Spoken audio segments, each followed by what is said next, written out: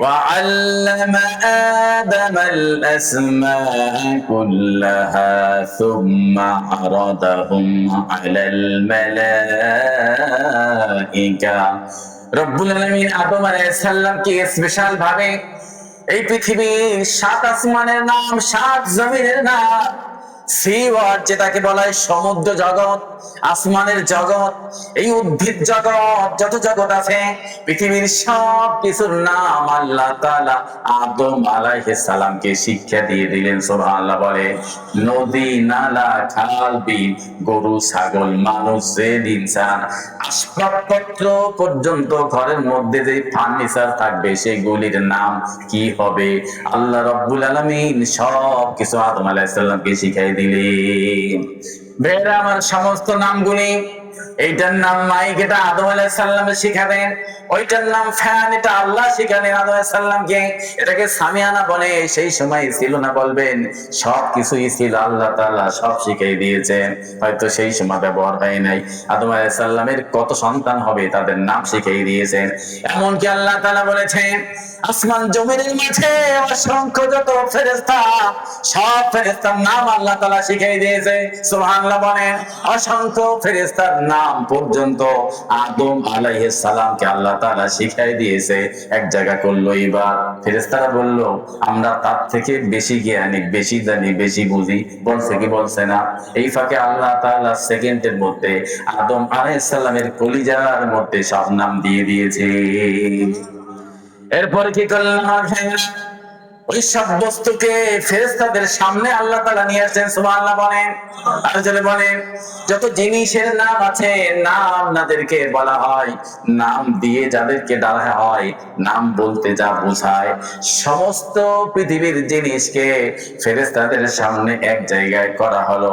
আল্লাহ রাব্বুল আলামিন বলেন ওয়া আল্লামা আদামাল আসমাআ কুল্লাহা সুম্মা আরাদাহুম আলাল মালায়েকা। যার যার নাম বলছে সেইগুলোকে ফেরেশতাদের সামনে আনতে বলছিল, আনা হয়ে গেল। ফাকালা, আল্লাহ বললেন আম্বিউনি বিআসমাই হাউলা। আল্লাহ তাআলা এবার ফেরেশতাদেরকে বললেন এত জ্ঞানী, এত বুদ্ধিমান, এত পণ্ডিত তোমরা বললা, যদি এত পণ্ডিতই হও, এত কিছু জানো, এত কিছু বোঝো, তাহলে সামনে যে জিনিসগুলো আছে পারলে এইগুলার নাম আমাকে বলে বলে শোনাও দেখি। পারবে? কোন পারবে? একটাও না, একটাও পারে নাই। রব্বুল আলামিন যখন বললেন এইগুলোর নাম বলো, পড়তে পারে নাই, আল্লাহ বললেন আম্বিউনি, আমাকে জানাও, আমাকে খবর দাও, আমাকে বয়ান করো। ইন কুনতুম সাদিকিন, তোমরা যেই কথাগুলো বলছিলে একটু আগে, সেই ব্যাপারে যদি সত্যবাদী হয়ে থাকো, তাহলে পারলে এইগুলির এক এক করে নাম আমাকে শোনায় দাও। সুবহানাল্লাহ বলেন। এবার ফেরেশতারা আল্লাহ তাআলার উপরে ঈমান আনলো, তাদের গুস্তাখির জন্য আল্লাহ তাআলার কাছে ক্ষমা চাইলো, আল্লাহ তাআলার কাছে মাথা নত করে দিল, সিজদায় অবনত হলো। আর আল্লাহ তাআলাকে বলছে আল্লাহ যা বললো ঈমান এনেছি, তুমি যাকে পাঠিয়েছো তার প্রতি ঈমান আনলাম, তাকে বিশ্বাস করলাম, তারে সম্মান করলাম, ইজ্জত করলাম। রে আল্লাহ, তুমি যা বলবো সব শুনবো। বলেন সুবহানাল্লাহ। আল্লাহ বললেন কিছু সময় আগেই তো বেয়াদবি করেছো। কেমনে বেয়াদবি করেছে? আল্লাহ ইবনে কাসির রাহমাতুল্লাহি আলাইহি লেখেন আদম আলাইহিস সালামকে আল্লাহ তাআলা সৃষ্টি করে জান্নাতের মধ্যে 40 দিন রাখছে।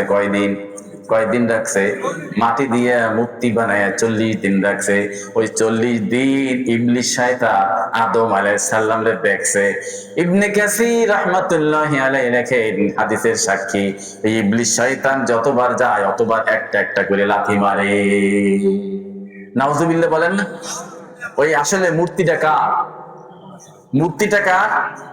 আদম আলাইহিস সালামের, আমাদের আদি পিতা। আর ওই ইবলিস শয়তান যতবার যায় অতবার একটা একটা লাথি মারে, ঘুষি মারে, উষ্ঠে মারে। নাউজুবিল্লাহ বলবেন না? আর জোরে মানে। শুধু তাই নাই, মুখের থেকে বেরোইয়া পিছন থেকে বেরোয় যায়, এত বড় হারামজাদা শয়তান। ওই কাজগুলো করার পরে এগুলো আল্লাহ দেখছে কি দেখছে না? আল্লাহ রাব্বুল আলামিন এগুলি সবই তো দেখে রেখেছেন। এই জন্য আল্লাহ তাআলা তাদেরকে ছোট করার জন্য তাদের সম্মান না দিয়ে ইবলিস শয়তান তাদেরকে বেইজ্জতি করার জন্য, ছোট বানাবার জন্য, আর আল্লাহ তাআলা আদম আলাইহিস সালামকে সব ফেরেশতাদের গুরু বানাবার জন্য, উস্তাদ বানাবার জন্য সেখানে হাজির করে আদম আলাইহিস সালামকে ঘোষণা করলেন, আদম তোমাদের সবার উস্তাদ। বলেন সুবহানাল্লাহ। ফেরেশতারা যখন বলতে পারল না, আদম আলাইহিস সালামকে বললেন তুমি বলা শুরু করো। আদম আলাইহিস সালাম বলা শুরু করলেন।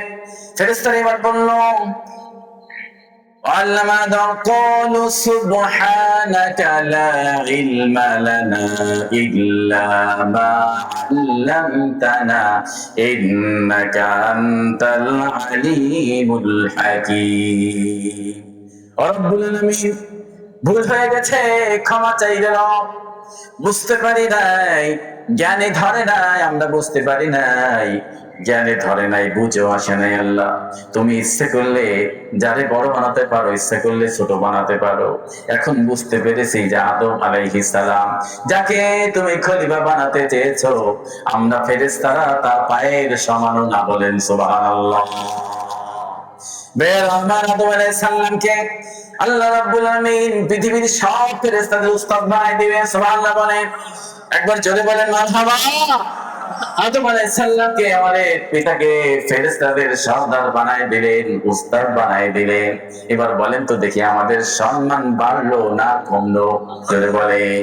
আমার ভাইরা, সেই সম্মাননা মানুষ যদি বেইজ্জতি হয়, সেই সম্মাননা মানুষ যদি রব্বে কারিমের কথা মনে না করি, সালাত আদায় না করি, রোজা না রাখি, সৎ পথে না চলি, সুদ ঘুষ করি, হারামিপনা করি, লুচ্ছমি করি, বদমাইশি করি, তাহলে ওই ফেরেশতারা কি আল্লাহকে বলবে না ও আল্লাহ, যে আদম সন্তানকে স্থান দিতে গিয়ে আমাদেরকে এত ছোট করলাম, এত কিছু করলে, যাদেরকে উস্তাদ বানালা, যাদেরকে তুমি সম্মান দিলা, ইজ্জত দিলা, সেই আদমের অবস্থাটা কি দেখো। আল্লাহ রাব্বুল আলামিন বলেন ফেরেশতারা যখন এই কথাগুলি বলে আল্লাহ তাআলা তখন রহমতের মুখটা মলিন হয়ে যায়। বলেন নাউজুবিল্লাহ। আল্লাহ রাব্বুল আলামিন আরেকদিকে মুখ ফিরে ফেরেশতাদেরকে বলতে থাকে ও ফেরেশতারা খামোশ হয়ে যাও, আমার এই বান্দা কিছু সময়ের জন্য ওয়াসওয়াসায় পড়ে অন্যায় করে ফেলেছে, ত্রুটি করে ফেলেছে। আমি জানি কিছু সময় পর বান্দা তার ভুল বুঝতে পেরে আমার কাছে এমন ভাবে তওবা করবে, চোখের পানি ফেলাবে, আমি আল্লাহ রাব্বুল আলামিন জীবনের সমস্ত গুনাহ খাতা মাফ করে দিয়ে আবার তার ওলি বানায় দেব। আল্লাহ রাব্বুল আলামিন বললেন, ফেরেশতারা বললেন রব্বুল আলামিন কেবলমাত্র তুমি যা শিখাইছো, যে জ্ঞান দিয়েছো আমাদেরকে, ওই জ্ঞান ছাড়া কোনো জ্ঞান আমাদের কাছে নেই। সুবহানাকা শব্দটা বলছে কি শব্দ? আরশে আজিমে আল্লাহর নবী যখন মিরাজ করতে গিয়েছিলেন, ফেরেশতাদের মুখে শব্দগুলো শুনেছিলেন, ফেরেশতাদের মুখে শুনেছিলেন সুবহানা রাব্বিয়াল আলা, সুবহানাল আলিয়্যুল আযীম, সুবহানাল আলা। এই কথাগুলি ফেরেশতারা সব সময় বলে। তারা মাঝে মাঝে আল্লাহ তাআলার নামাজ পড়ে, তারা সিজদা দেয়। এই সুবহানা রাব্বিয়াল আযীম, সুবহানা রাব্বিয়াল আলা, এইগুলি যখন কোন বান্দা বলে নামাজের মধ্যে, আল্লাহ রাব্বুল আলামিন বান্দার জীবনের সব গুনাহ খাতা মাফ করে দেয়।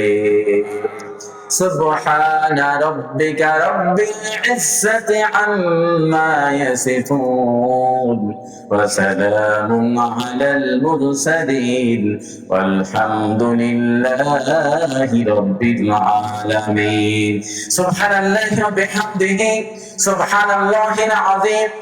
আমার তাসবির মধ্যে আপনি যখন সুবহানাল্লাহ বলেন, হযরত ওমর রাদিয়াল্লাহু তাআলা আলী রাদিয়াল্লাহু তাআলা আনহুকে জিজ্ঞেস করলেন, আলী রে, লা ইলাহা ইল্লাল্লাহ এটার হাকিকত তো আমি জানি, এটা কি শব্দ তাও জানি, কিন্তু আমি ওমরের বুঝে আসে না সুবহানাল্লাহটা কেমন ধরনের শব্দ। আলী রাদিয়াল্লাহু তাআলা বললেন, ওমর, আমিরুল মুমিনিন শোনরে ওমর, এই সুবহান শব্দটা আল্লাহ তাআলার এত প্রিয়, এত প্রিয়, এত প্রিয়, আল্লাহ রাব্বুল আলামিন নিজের জন্য সুবহান শব্দটা বানিয়েছে। এই জন্য কোন ওলি, আউলিয়া, গাউস, কুতুব, পৃথিবীতে যত নবী রাসূল ছিলেন, প্রত্যেকটি মানুষ সুবহান শব্দটি মুখ দিয়ে ব্যবহার করে। বলে কি বলে না? বলেন। প্রত্যেকটা মানুষ নামাজের পরে সুবহানাল্লাহ, সুবহানাল্লাহ, সুবহানাল্লাহ এটাই বলে কি বলে না? বলে কি বলে না? হাদিস শরীফে আসছে যে ব্যক্তিগুলো সুবহানাল্লাহ সুবহানাল্লাহ বলে তার আমলনামার যত গুনাহ থাকে আল্লাহ রাব্বুল আলামিন সব গুনাহ খাতা মাফ করে দেয়। বেরমানি শব্দগুলি হাদ্দাতে ফেরেশতাদের জন্য আদাদের নবী করিম সাল্লাল্লাহু আলাইহি ওয়াসাল্লাম তিনি ওই শব্দটি বারবার ব্যবহার করতেন। সূরা ইসরার মধ্যে দেখেন প্রথম শব্দ আল্লাহ তাআলা দিয়েছেন সুবহানাল্লাযী আসরা বিআবদিহি লাইলাম মিনাল মাসজিদিল হারামি ইলাল মাসজিদিল আকসা। দেখেন কিনা বলেন সূরা শুরু করেছেন সুবহান শব্দ দিয়ে আমার ভাইরা। এজন্য মায়েরা বোনেরা যারা পর্দার মধ্যে বাড়ির মধ্যে থেকে যারা সহজ শুনছেন কাজে কর্মের মধ্যে গোসলের মধ্যে বিছনা বাড়ির মধ্যে রান্না বান্নার মধ্যে আপনি যখন একাকী হয়ে যাবেন মা বেহুদা সময় নষ্ট না করে আসমানের মালিকের জন্য জিকির করবেন সুবহানাল্লাহ সুবহানাল্লাহ সুবহানাল্লাহ সুবহানাল্লাহ। মাঝে মাঝে জিকির করবেন লা ইলাহা ইল্লাল্লাহ লা ইলাহা ইল্লাল্লাহ। এটা দুটো দেখেন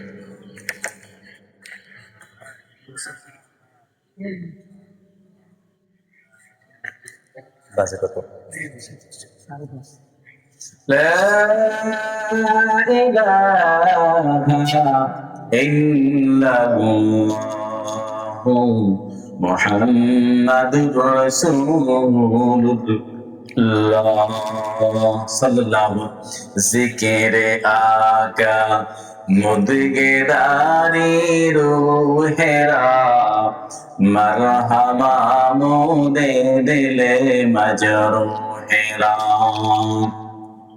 নমি গোয়াম কে আজ দুনিয়া জুদাবাস বাহার কারে কে বাসি বা খোদাবাস লা ইলাহা ইল্লাল্লাহ লা ইলাহা ইল্লাল্লাহ লা ইলাহা ইল্লাল্লাহ লা ইলাহা ইল্লাল্লাহ লা ইলাহা ইল্লাল্লাহ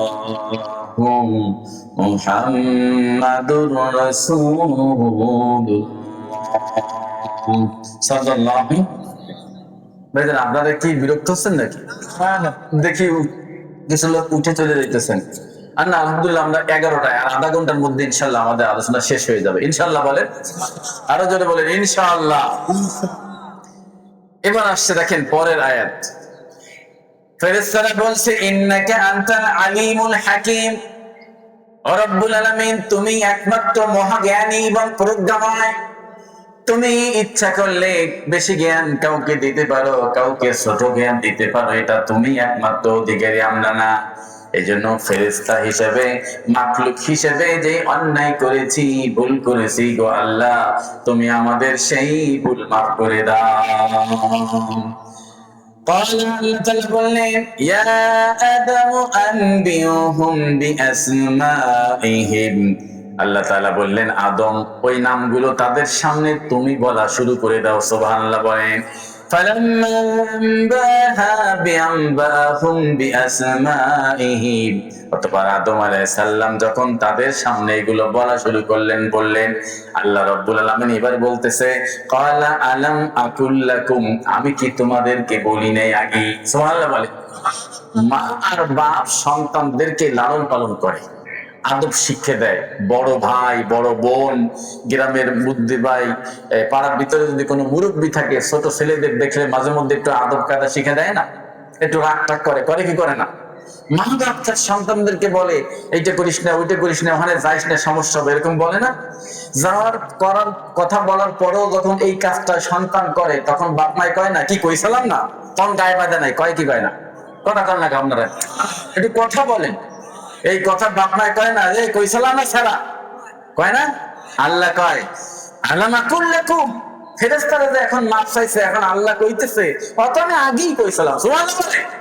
আল্লাহ বলতেছে এগুলো তো তোমাদেরকে আমি আগেই বলছিলাম, তোমরা বোঝো নাই। সুবহানাল্লাহ বলে।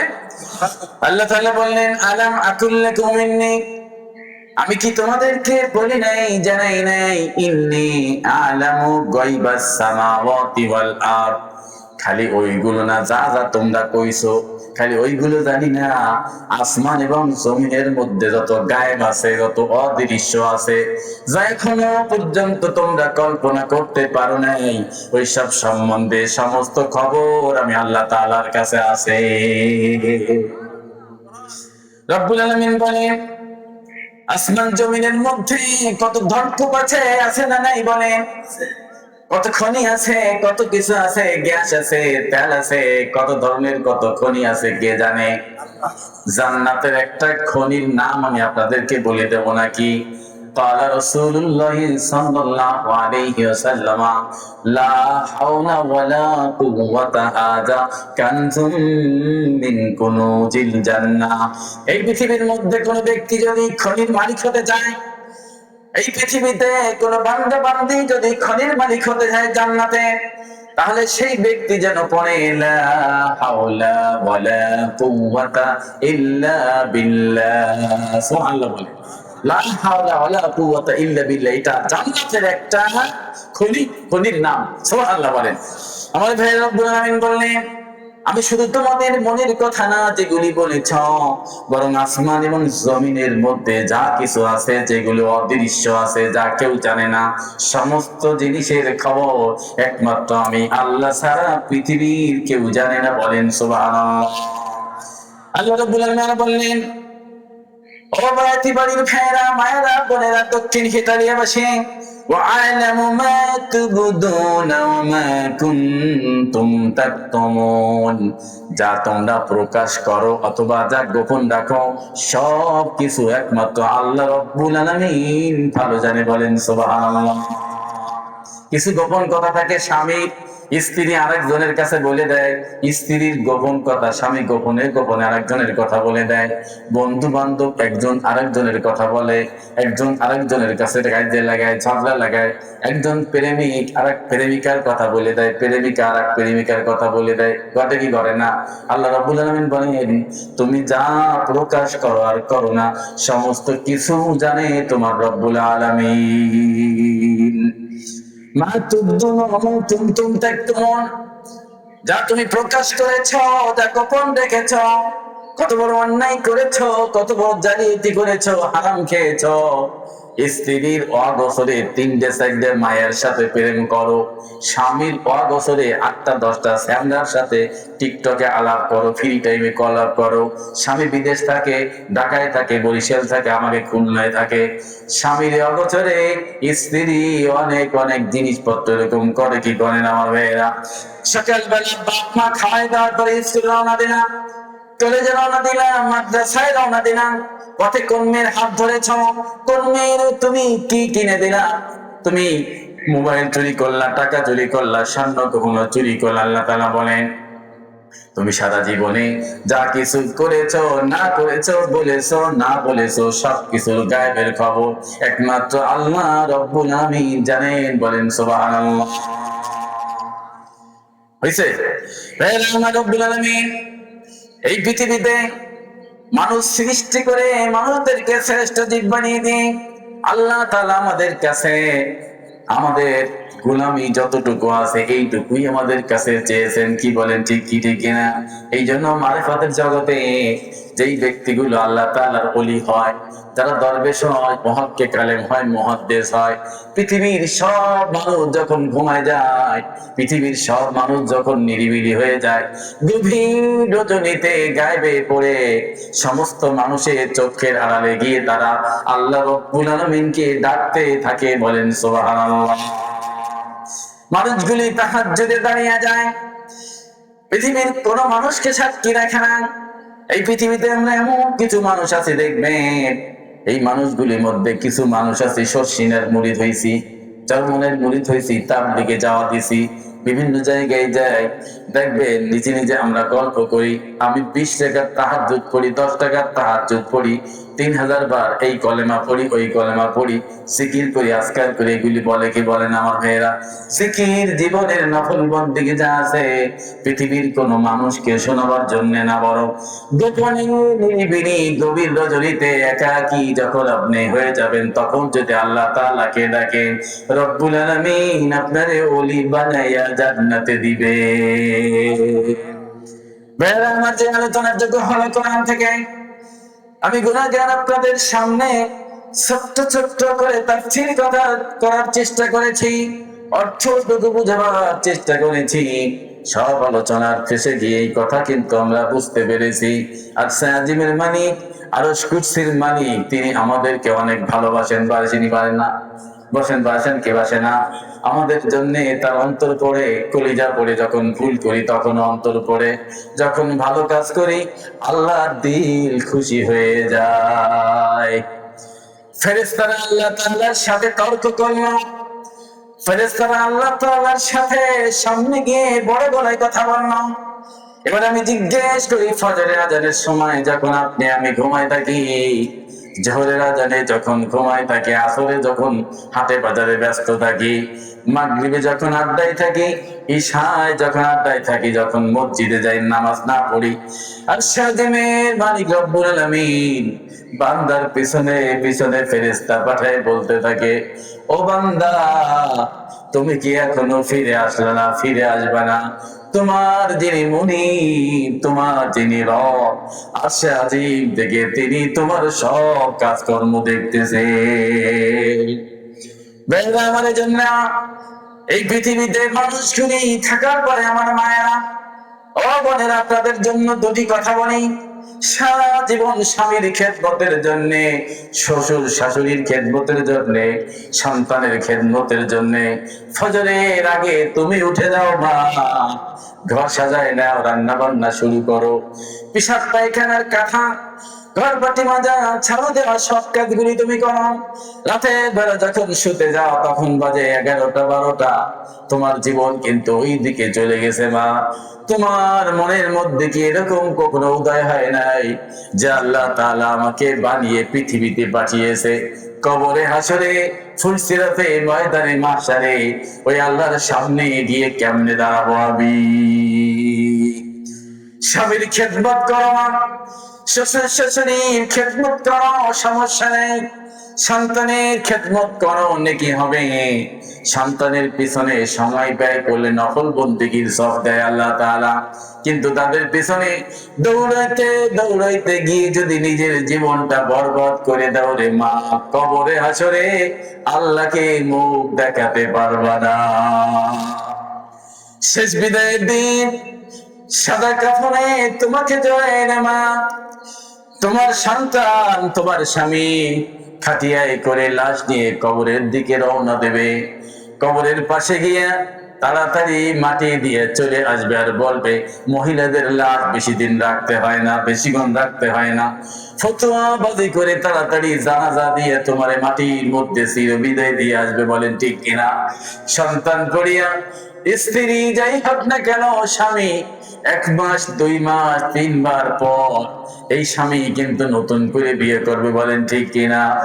সন্তান তার আরামের জন্য স্ত্রীর নিয়ে অনেক খুশি, অনেক মিটবল থাকে, অনেক মনে আনন্দ নিয়ে স্ত্রী নিয়ে ঘুরতে যায়, বিভিন্ন জায়গায় যায়। স্ত্রী মাঝে মধ্যে বলে, তোমার মা না থাকার কারণে সংসারের অনেক কাজ কমে গেছে, তোমার মা থাকতে তার এইটা সেটা করতে আমার সময় চলে যাইতো, তোমার বেশি সময় দিতে পারতাম না, যা হে গেছে তারপরে ভালো হয়েছে। কত বড় কুলাঙ্গার সন্তান, মায়ের সন্তান হয়ে ওই সন্তান বউকে বলে, ঠিকই বলেছ, আসলে মায়ের জন্য বেশি তোমার কাছে যেতে পারি নাই, তোমারে আমি নিয়ে একটু ঘুরতে যাইতে পারি নাই। কত বড় নাফরমান, কত বড় ইদিন জানোয়ার হইলে পরে এই কথা মায়ের বিরুদ্ধে তার স্ত্রীর কাছে বলতে পারে।